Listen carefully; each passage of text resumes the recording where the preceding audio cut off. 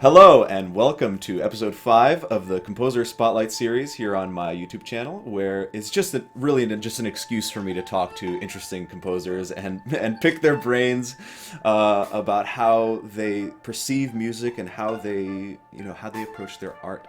And I'm really pleased to be joined by Gala Flagello today. The music of composer Gala Flagello has been described as both flesh and spirit, intensely psychological without sacrificing concrete musical enjoyment. She's the festival director and co-founder of the nonprofit contemporary music festival Connecticut Summerfest.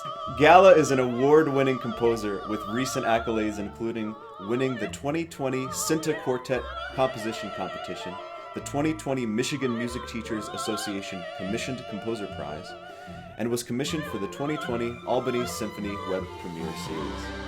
Gala is enthusiastic about collaborating with performers, educators, and artists of all kinds. She has received 2 Excel Enterprise grants for her projects. Her piece Self-Talk, which was premiered at National Sawdust in August of 2018, is featured on Vanguard Reed Quintet's debut album, Red Leaf Collection.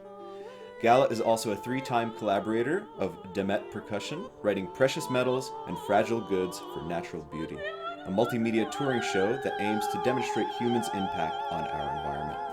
Gala holds a Bachelor of Music and Composition degree from the Hart School, a Master of Music and Composition degree from the University of Michigan, and is currently pursuing a Doctor of Musical Arts degree at the University of Michigan.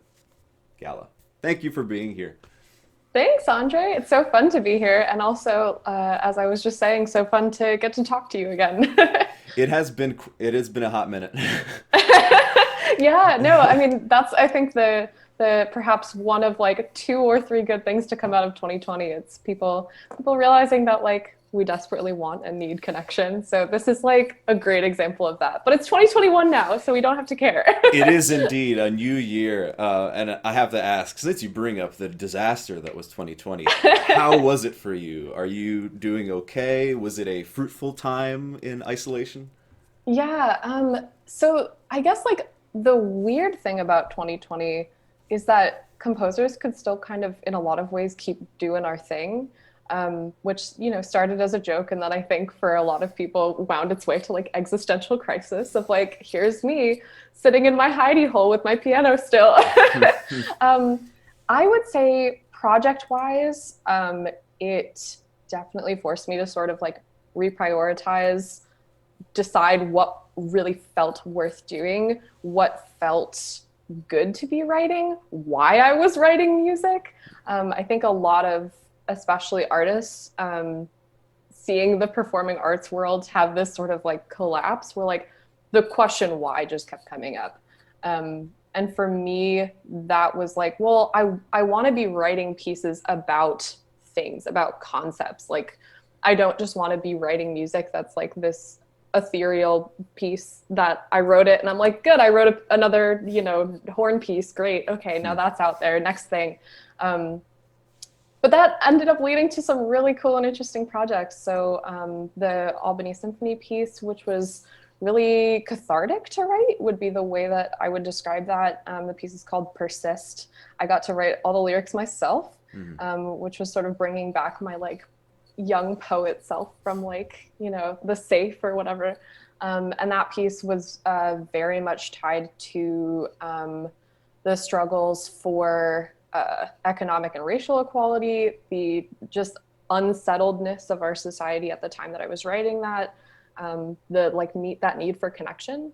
So I think a lot of my work started going into this space of like, what do I need to write? What feels cathartic to write? What feels important to write? When I write a program note, can I like link a bunch of things I think like I want my audience to like know about or donate to, or I don't know, using music as a vehicle, I think. In addition to like writing something that's like really beautiful or really compelling or really sad, I think there are all these really exciting, beautiful dimensions to music that that the pandemic helped me start discovering in like a completely new way. It also turned me into a plant lady, so that's really fun. Nice. Yeah, it turned me into a big old book reader again, which is really awesome. So a lot of learning about work-life balance and what that can look like as an artist who, like, oftentimes I think a lot of us, especially in like conservatory style training, are taught like just like work all the time, just like Oh, yes. just always work, always have your email notifications turned on, like always answer phone calls. And I found that like that doesn't need to be the case, which is cool. I know this is getting to be a wandery answer, but I guess the overall idea would be fruitful and meaningful for 2020 due to all of those things. And sort of, I think all of us started seeing the world in a new way. I listened to your new podcast that came out, the Music and Mindset series, and it sort of touches on what you were just saying, and you're talking about mental health awareness, and I wonder, how do you think as a composer your role in creating music and designing sound, how does that help facilitate a positive mental state? And how can we strike that balance that so many of us, myself definitely included, sometimes just forget about? Yeah, I think the tricky thing too is like I'm trying to generate that and I also need that, Hmm. like you're saying too. So it's definitely not that me and my co-host Danielle have all the answers to that. We both just have been on this mental health journey ourselves for a long time. And so it's definitely coming from a space of, well, this is a thing that the two of us need. So maybe this is something that a lot of other people need. And that turned out to be the case, which was really great. I think for us, it's sort of, we're trying to strike a balance between the aesthetic quality of like, how can we bring people into that space? So through both of our music and using that, sound effects, like soundscapes. Danielle's a percussionist and a yoga teacher, so like leveraging a lot of the things that she's learned from doing both of those things. So balancing that sort of like purely musical space and how music might affect your emotions or your mental state to like sort of the educational side that's a lot more directive. So some of our episodes that'll be coming out soon are about, for example, modulating your energy up and down. I tend to be somebody, you could probably tell, who like tends to be like pretty high energy, like sometimes like bordering on like nervous energy or Mm. like feeling anxiousness. So like I'm definitely someone who I need to constantly be like, okay, let's take a breath. Like maybe I need like a 5 minute break. And also like making these things feel achievable Hmm. for listeners. And that's why the episodes are really short as well. We're trying to keep them all like around 10 minutes long, rather than like carve out an hour of your day to like Right. listen and talk to you. Impossible. Yeah. And then I guess the final piece of that sort of like more directive educational part would be using the podcast description, which we're calling like the show notes, as a place for the resources. So because the project is in part funded by the University of Michigan, we have like specific resources that are like very specific to students, including like if you are in crisis, like here's where you need to go, to like other resources that are episode specific. So just like, do you want to know more about this topic? Like, here are some good places to keep reading about it, all the way to Danielle teaches online yoga classes and combines that with percussion and like sending people to my website if they want to like listen to or watch a piece that's like mental health related. So we're trying to sort of like take all the strings and tie them together, and then like that's a 10-minute podcast episode, Right. which maybe sounds insane, but I'm glad that you were able to listen to our first full episode, and I hope it was a good experience. It was a great experience, and I'll make sure to link it in the description below. Awesome, thanks. So I get a sense that you are, well, clearly you are engaged in so many different things in your life, and I wonder, in terms of composition, did you always think you were going to be a composer, or did you have a lot of different other interests, and then you just sort of honed in on one? Yeah, it's definitely the second one. And what's interesting is, and I think maybe it's like start of the new year. I was like thinking about this just the other day. So this is a really fun question. I So the answer is definitely no. Didn't sort of do some sort of Mozartian, I was 4 and knew I wanted to be a composer type thing. But that being said, I think I was at the advantage of like knowing that being a composer in the modern day was like a job, like that was even possible because my grandfather was a composer. So I grew up like hearing his music and going to performances of his music. Whereas I don't know that that's true for everyone who eventually ends up in some way identifying as like a composer or like a singer songwriter. But yeah, I like I kind of mentioned before with like writing a lot of my own lyrics at this point, and currently writing a libretto for an opera. Oh. I really love to write. And I realized that that was like both in the literal sense of like writing words and also like writing music. But maybe you had this experience too. Like as a little kid, I wasn't actually writing things down. I was just like making things up at the piano whenever I like didn't want to practice whatever I was assigned. So it definitely came as like, I think a little bit of an improvisational, like, oh, like I don't really want to practice that, but like I played something by accident and I liked it. So I'm going to like follow that thread.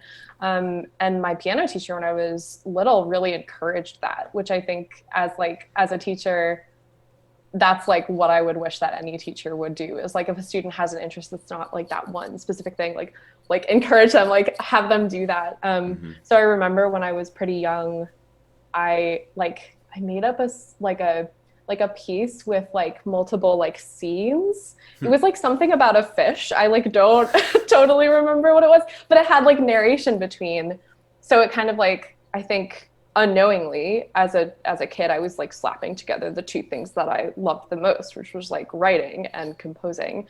And then as I got older, I think because we study instruments, I sort of got filtered into like, oh, like, do I want to be a performer? Like, because that's a thing. And when I started playing horn, people were like, oh, well, there aren't that many horn players. So like, you should play the horn. And I was like, okay. It's like, I love horn and anybody can see in my catalog that I love writing for brass. It's like one of my favorite things in the world. But yeah, I think in terms of like higher education, which again, like privileged to even be in all of those positions, to like have those lessons and like know that this was a thing that existed.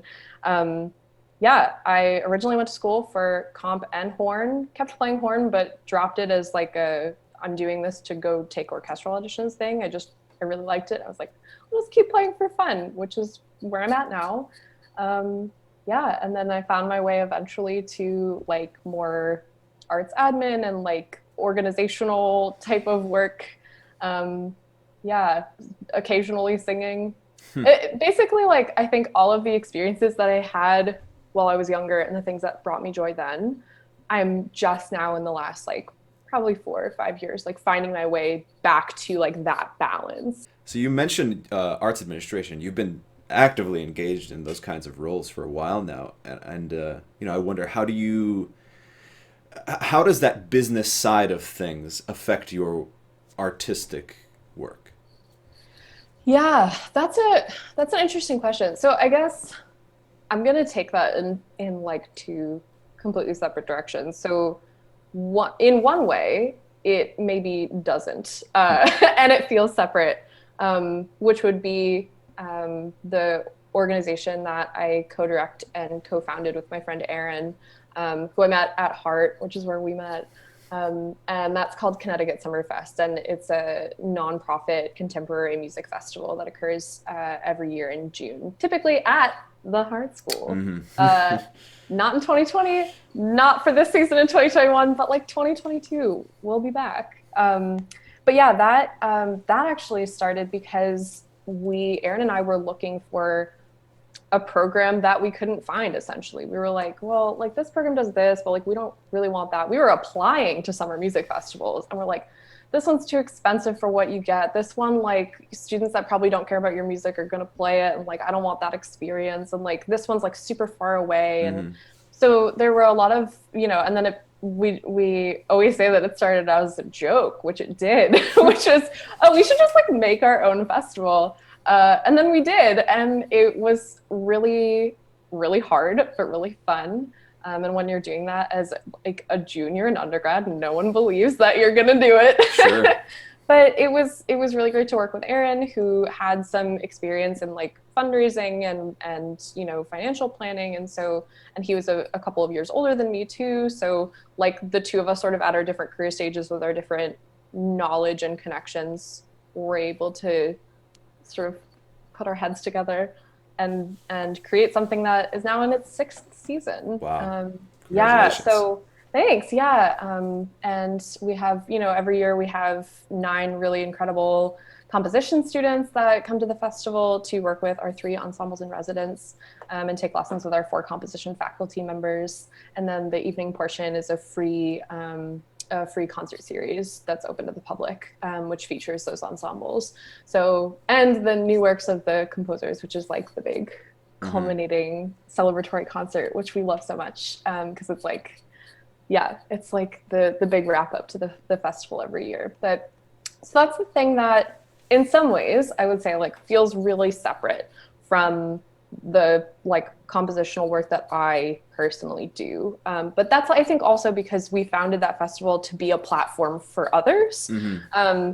Aaron and I in the past have each had a piece premiered on the festival. So like if we happen to already have something in the works with an ensemble in residence, like maybe that will be premiered on the festival, but not frequently. That will be happening this year, for both of us, because we both have a really wonderful friendship and relationship with one of our ensembles, Hub New Music. But yeah, so for the most part, that feels pretty separate. It feels Hmm. like educational program, service to the community, and all those concerts are free and online to the public this year too. So that's my little shout out. And then the thing that makes it feel really connected, arts admin work, is like I feel like I always just find myself in that space, or like somebody is like, oh, Gala's good at spreadsheets. Like, let's have her organize this. But the thing is, like, it's really a love of mine. I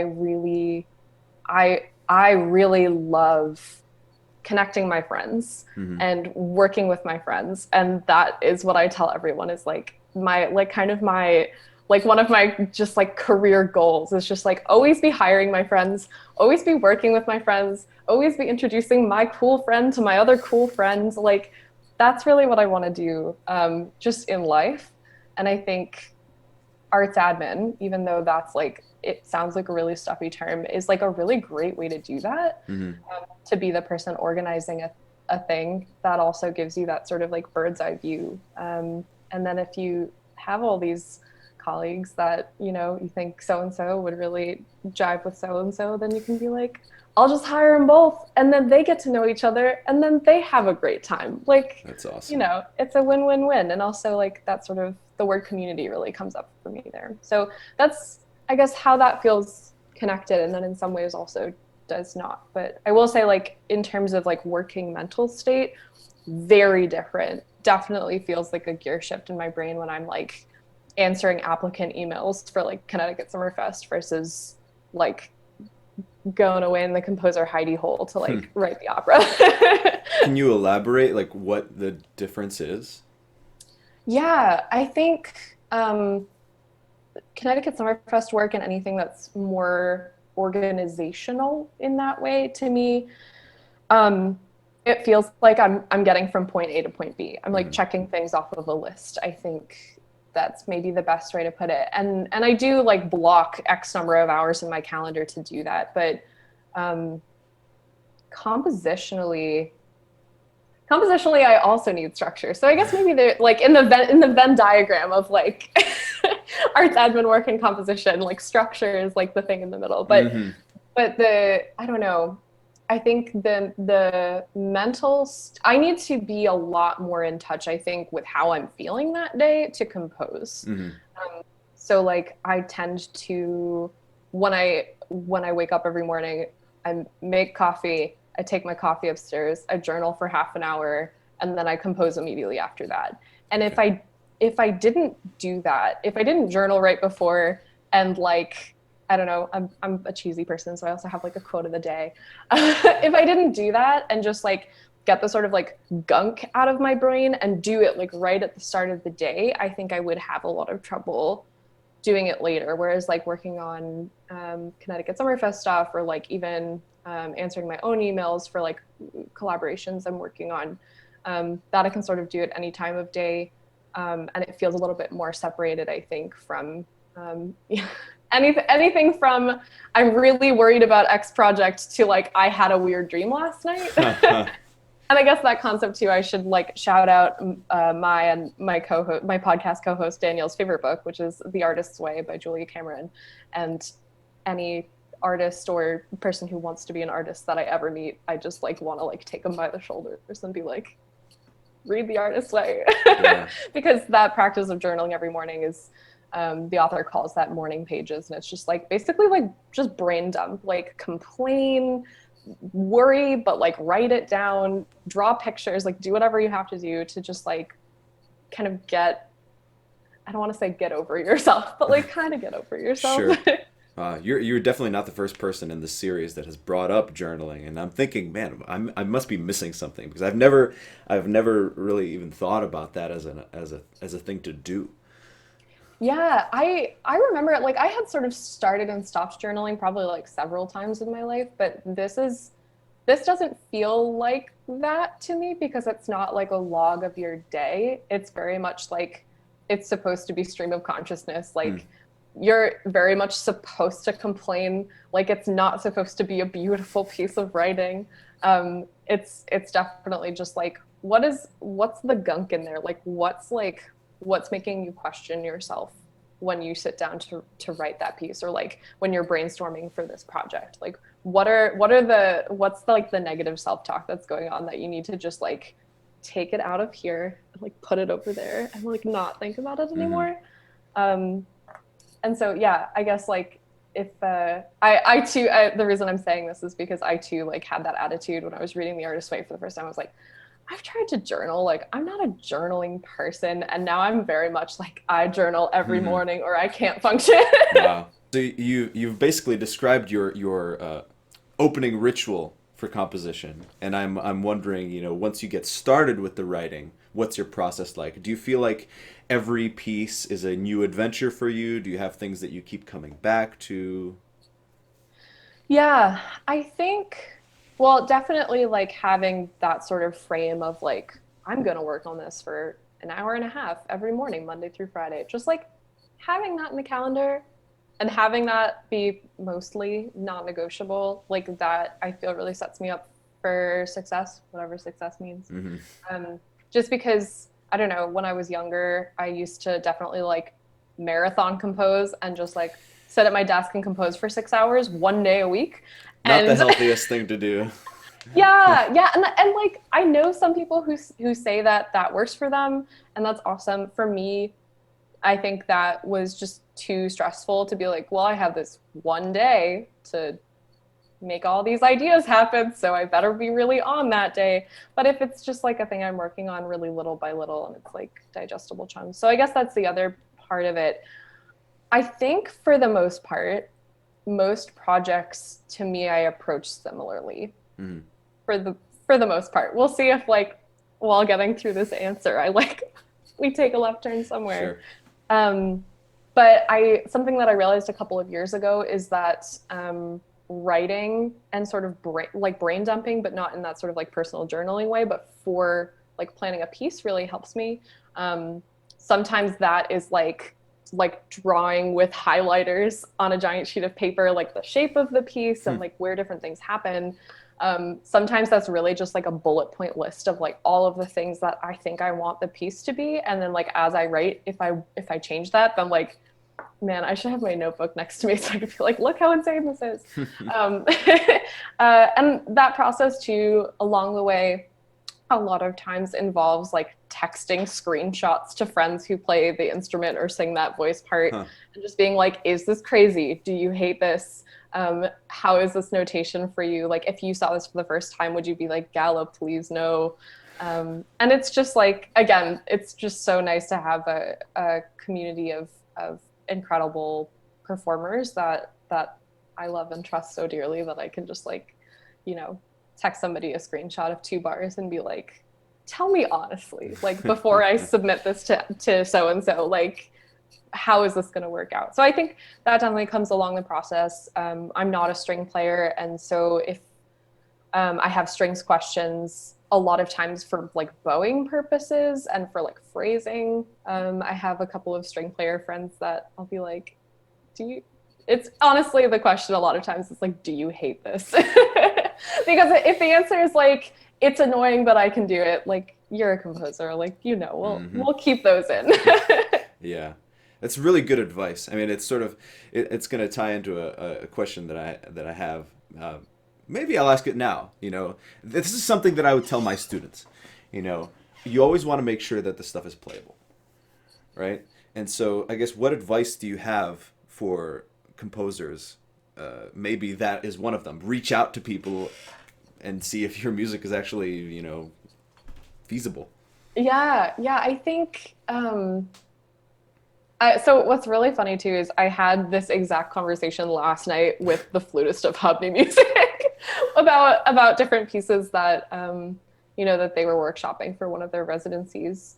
And the upshot of our conversation was exactly that.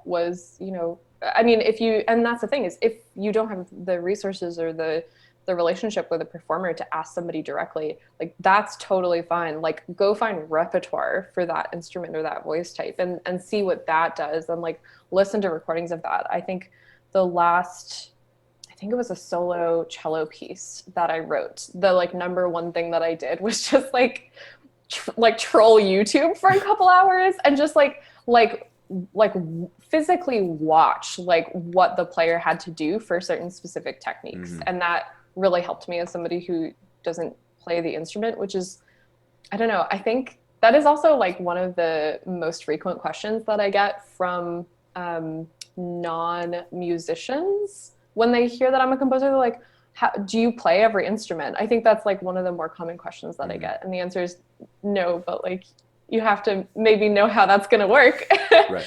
And then I don't know, I think my other thought, like compositionally to a student more generally, and this comes from teaching a private student recently who I also had this conversation with, is this is a phrase that comes from a cartoon by The Oatmeal, if you know him. He's a webcomic artist. And it's you have to breathe in to breathe out. And I have to constantly remind myself of that. Well, I guess like literally if you're ready for wins, but like it's meant to be like, in order to like, create anything, in this case some kind of art, you have to like essentially like fill your own cup. Like you have to do things that are going to make you feel like nourished, whether that's from like a wellness perspective of like, did you drink water today, to like going for a walk and like finding the prettiest tree, to like reading a book about like a topic that maybe you want to write a piece about, and sort of getting your head in that space. And I think I did not pay attention to this enough in especially like I would say undergrad. It was kind of just like write as many pieces as possible, like get them out the door, like get those premieres, get those recordings. And now it's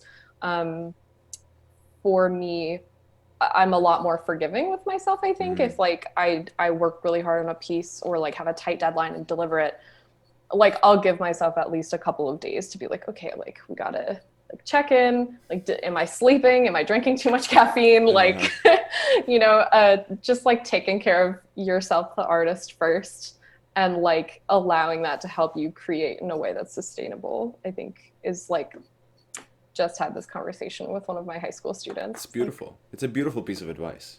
You have Oh, to well, breathe I'm in glad. to breathe out. Yeah, and the Oatmeal cartoon, if you know his style, is like pretty hilarious also. So like it's not, just like woo-woo concept. It's also like I don't know. I think it's really great, and it must be advice that he had either heard himself or like come up with himself to sustain his own art career, is kind of the feeling that I get. So I want to pivot a little bit to a question that we talked before we started. You were saying that, oh, this question, it's so hard. But musical inspirations, I don't want to necessarily force you to boil it down to a top five or a top whatever, but who inspires you to do the things that you do? Yeah, I. Mm. So like we were talking about before, I take this question in like so many different directions. Um, we'll go chronologically. Perfect. I think that makes a lot of sense. Because having like piano lessons from the time I was really little, I think like the repertoire that I really enjoyed playing when I was younger, that like definitely has stuck with me my whole life. Has been like specifically Debussy and Chopin Hmm. a lot of the time. I come back to Girl with the Flaxen Hair like all the time just because I think it's so beautiful. I don't know that either of those come through in my writing. As a horn player, I would say like Mahler and Shostakovich were like huge for me, especially Mahler, like 8 horns. How can you not, you Right. know? Um, Again, like I don't know how much that comes through in my writing. I think Shasti used to, just because like the sort of like the irony and like the quirk, the like musical sarcasm was really interesting to me for a long time. Again, I'm like I love when people tell me what they hear in my music, because I'm Hmm. like I'm not a good judge. Like I can't tell you. I'm just writing it. You're hearing Sure. it. um, but I think maybe Shostakovich is actually in there somewhere, Hmm. perhaps. Um, More recently, I think like my new music people.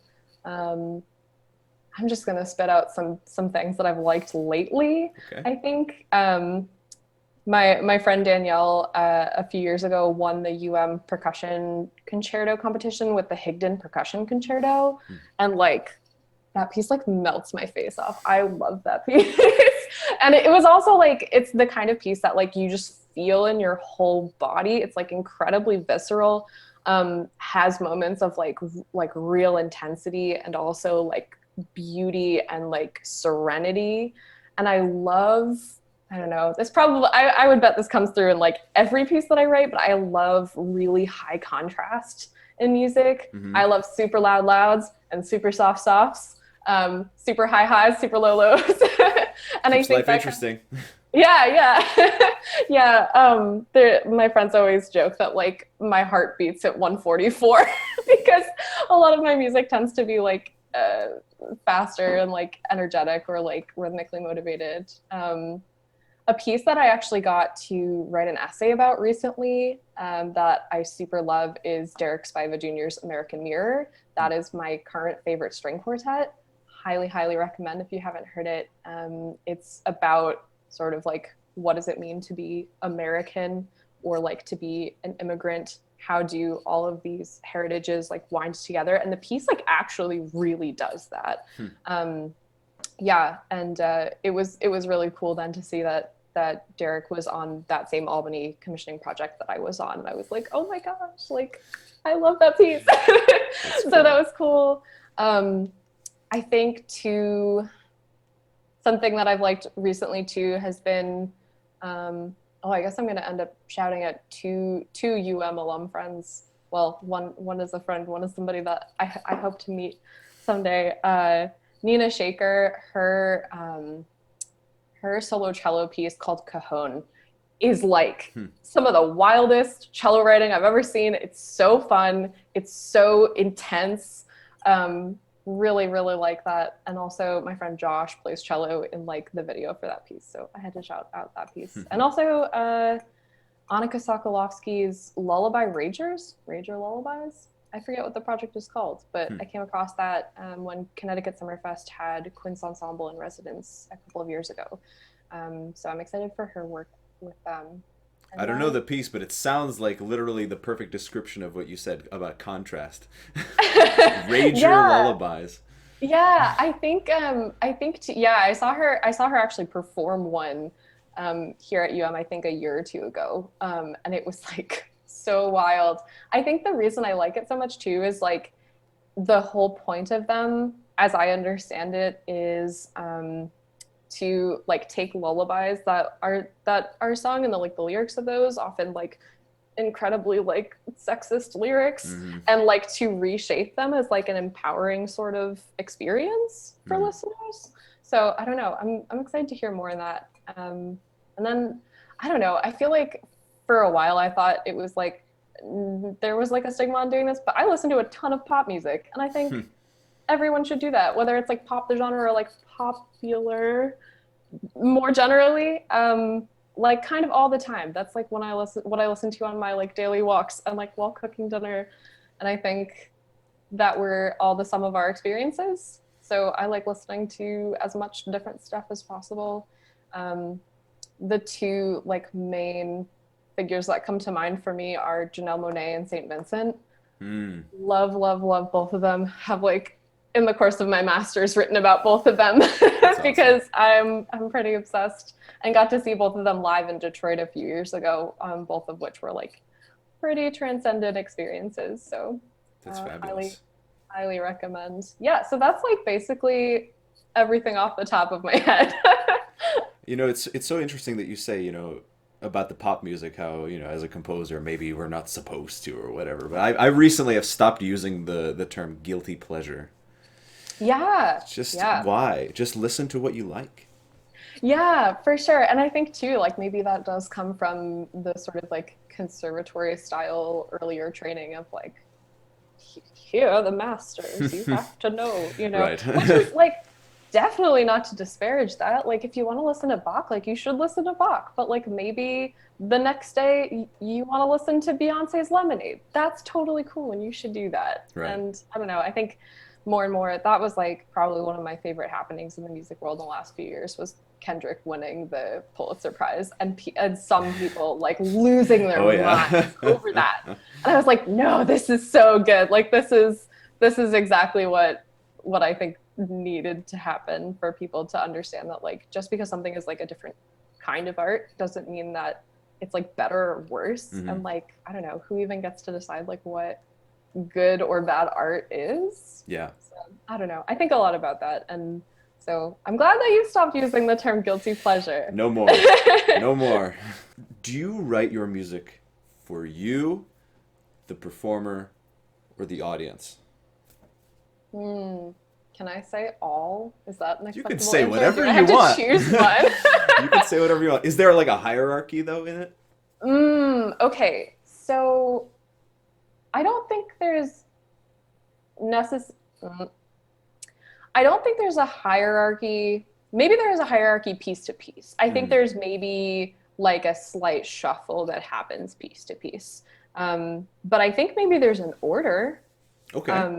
Like chronologically, I think I have to start out writing the piece for me in order to like know what to me it's supposed to sound like.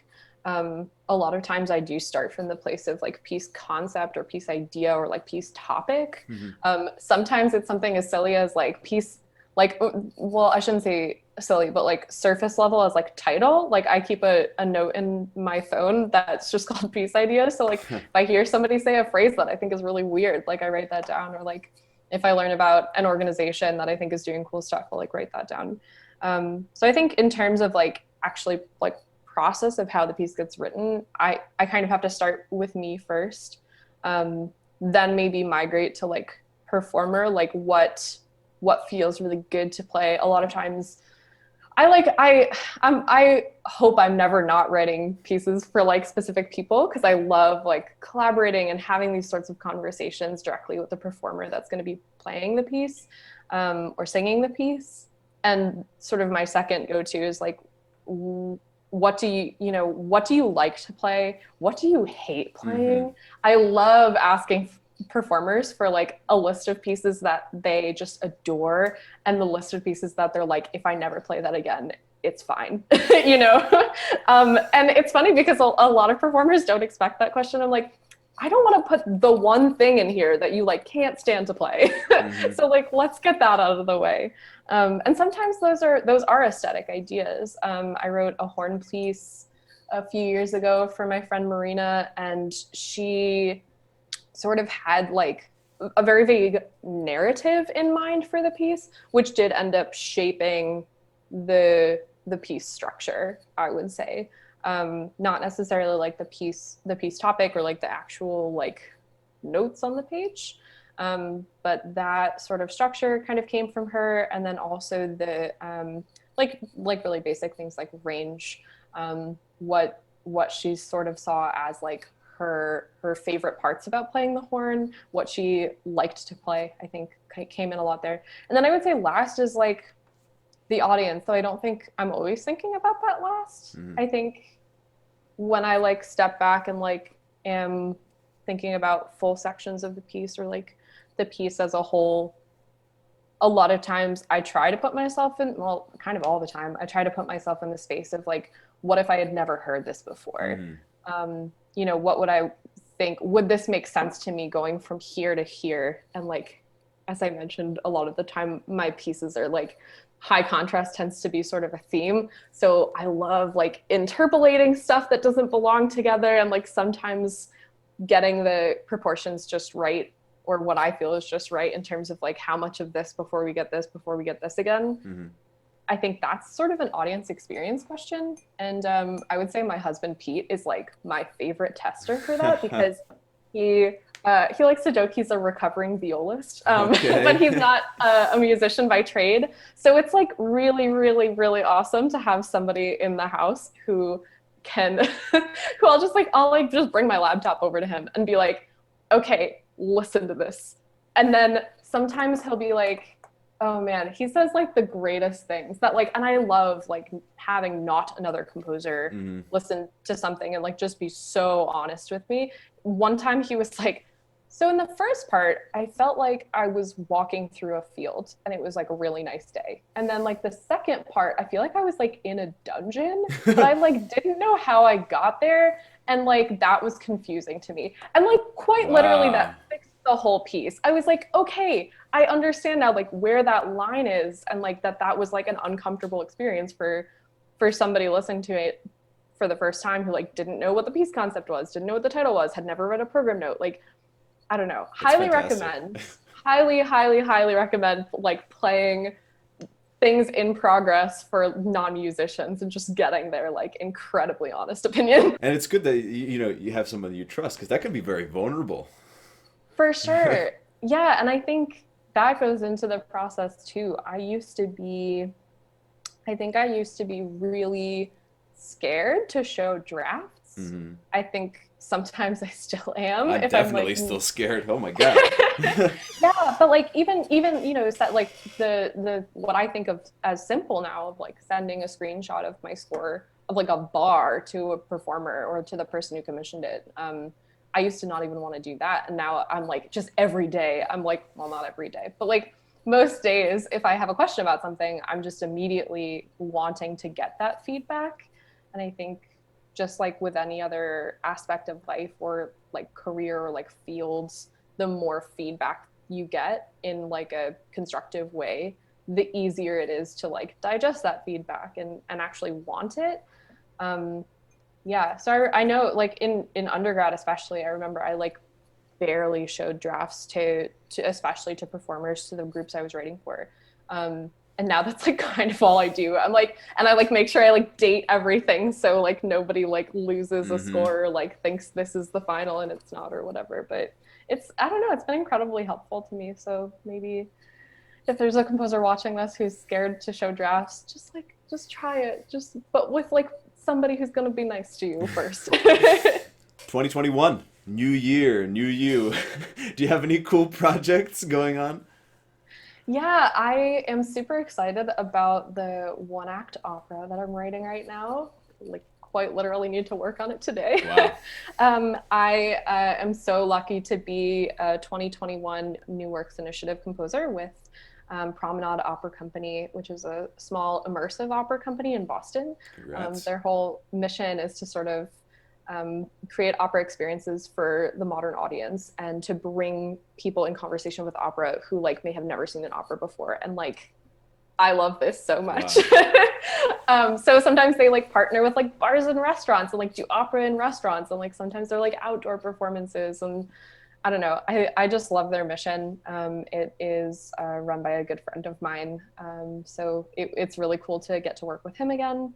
Yeah, it's going to be a one act. It's going to premiere in probably September 2021. Everybody fingers crossed for like, can you tell us what lots of wellness by then. Yeah, well, right, geez. But yeah, and it's a dark comedy. Okay.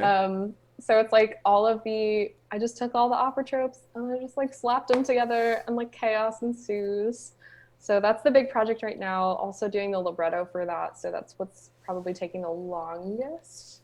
And then my other big project coming up is I'm collaborating with a group called Diversify the Stand to write a trumpet and piano intermediate level piece. So like a trumpet piece for somebody who's like, I don't know, probably like high school age trumpet player who's like just learning about solo rep for the first time. And that'll be going in like a Diversify the Stand book collection of like beginner, intermediate, and advanced trumpet pieces. And their whole mission is to exactly what the name is, diversify the stand. So it's totally an honor to be on that project. Where can we find more of your stuff? And if if someone is a first-time listener to the music of Gala Flagello, where should they start? Oh, so the first question was easy, and the second question is hard. Sorry. We'll answer the easy first question, which is galaflagello.com. It's just my name. I also have a SoundCloud that has a bunch of recordings up and a YouTube channel as well that has some fun videos from performances. Piece that they should start with. I would say I super love how the Albany piece came out on their web premiere series that premiered this past September. The piece is called Persist. So that's up on the Dogs of Desire YouTube channel, I believe, or maybe it's the Albany Symphony YouTube channel, but it's performed by Dogs of Desire, so chamber orchestra and two sopranos. I got to work with Lucy Fitzgibbon and Lucy DeGray, and it was like, man, they just like, everybody sounds so good. It's incredible, and the piece means a lot to me because having written those lyrics and like it having been such a cathartic experience to write, now every time I hear the piece, it's kind of like a breath of fresh air for me. So I hope that other people also have that experience. So I would tell people maybe start with that piece. That's beautiful. Well, thank you so much, Gala. This is awesome. This is a great conversation. So good to catch up. So good to talk to you about your musical life and your musical thought process. So thank you so much for being here. Great to talk to you too, and like good to reconnect. And I am excited to go watch the other composer interviews in your series. So if you as a listener, want to go watch those, do check them out. They're in a playlist. I'm going to have all these links down in the description below. If you like this video, please give it a thumbs up. Consider subscribing to the channel, and I'll see you next time.